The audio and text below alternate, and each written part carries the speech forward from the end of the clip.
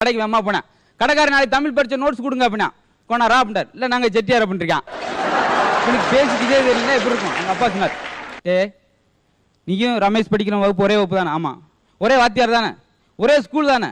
அப்புறம் அவன் 90 மார்க் எடுக்கிறேன், நீ 15 மார்க் எடுக்கிற. அப்பா வேற இல்லை, உங்கள் அப்பா அறிவாளி.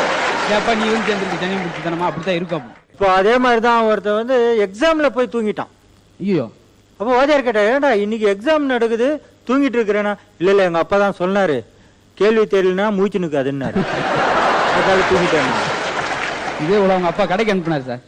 ஞாயிற்றுக்கிழமை மட்டன் சாப்பிடுறா, வேமா கறி வாங்கிட்டு போடா அப்படின்னு சொல்லி. அது வேமா போனா கடையில் போய் 1 கிலோ அஜித் கறி கொடுங்க அப்படின்னா. அவருக்கு ஏன்னா 1 கிலோ அஜித் கறி தலைக்கறின்றத சுருக்குமா அஜித் கறி அந்த ஆள் உயிரை விட்டேன். நான் 20 வருஷமா அந்த வியாபாரம் பண்ணிக்கிட்டு இருக்கேன்டா, ஒருத்தையும் கூட இப்படி கேட்டா காணா அப்படின்னு எப்படியெல்லாம் யோசிப்பேன் தெரியல. அவங்க அம்மா வச்சு விட்டாங்க, கொடை வாங்கிட்டு வாடா மழை காலமா இருக்கு அப்படின்னு. வேமா கடை போனா சொன்னாங்க, சின்ன